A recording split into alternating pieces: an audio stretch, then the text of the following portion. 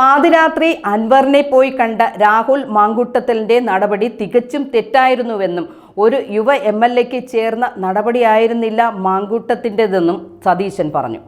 ആരും അൻവറുമായി ചർച്ച ചെയ്യാൻ മാങ്കൂട്ടത്തിലിനെ ചുമതലപ്പെടുത്തിയിരുന്നില്ലെന്നും വ്യക്തമാക്കി.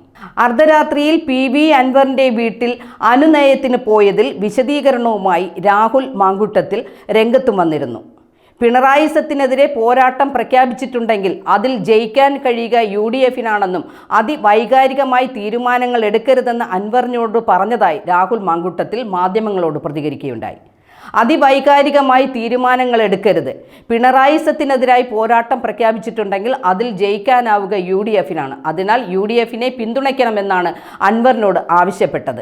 അത് ഏതെങ്കിലും ഒരു ചുമതലയുടെയോ അനുനയത്തിൻ്റെയോ അടിസ്ഥാനത്തിലല്ല. പിണറായി സത്തോട് വിജയിക്കുന്നതിന് മുൻപ് PV അൻവറുമായി ഒരു ബന്ധവും ഉണ്ടായിരുന്നില്ലെന്നും അൻവറിൻ്റെ രാഷ്ട്രീയത്തോട് യോജിപ്പോ താല്പര്യമോ ഉണ്ടായിരുന്ന ആളല്ല താനെന്നും മാങ്കൂട്ടത്തിൽ പറഞ്ഞു. ഇതിനുശേഷമാണ് സതീശൻ തൻ്റെ നിലപാട് വിശദീകരിച്ചത്.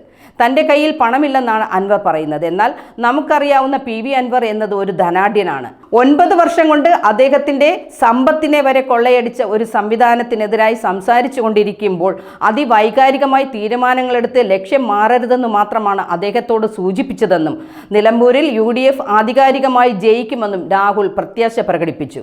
പാർട്ടിയുടെ അനുമതിയോടെയാണോ അൻവറിൻ്റെ വീട്ടിൽ പോയതെന്ന ചോദ്യത്തിന് പാർട്ടി അത്തരത്തിൽ ചുമതലപ്പെടുത്തേണ്ട അത്ര ഗ്രേഡിലുള്ള ആളല്ല താനെന്നും മാങ്കൂട്ടത്തിൽ മറുപടി പറഞ്ഞു. അതിന് കുറെ കൂടി മുതിർന്ന ആളുകൾ പാർട്ടിയിലുണ്ട്. തന്നെ ഒരാളും ചുമതലപ്പെടുത്തിയിട്ടില്ലെന്നും പിണറായി സത്തിനെതിരെ സംസാരിച്ചു തുടങ്ങിയപ്പോൾ മുതൽ അൻവറുമായി പരിചയമുണ്ടെന്നും അതിൻ്റെ അടിസ്ഥാനത്തിലാണ് സന്ദർശനമെന്നും മാങ്കൂട്ടത്തിൽ പറഞ്ഞു. എന്തായാലും എല്ലാവരും ചർച്ചകളൊക്കെ മതിയാക്കിക്കൊള്ളൂ. ഇനി യുദ്ധം, അതാണ് നിലമ്പൂരിൽ നടക്കാൻ പോകുന്നത്. കാരണം നിലമ്പൂരിൽ മത്സരിക്കാൻ അൻവർ ഒരുങ്ങിക്കഴിഞ്ഞു. ഇടതനും വലതനും സംഘിക്കും എല്ലാം ഇനി വിജയം കടുപ്പമായിരിക്കും. കറിവേപ്പിലയ്ക്കും കറിയിൽ ഇടമുണ്ട് എന്ന് തെളിയിക്കുകയാണ് അൻവർ.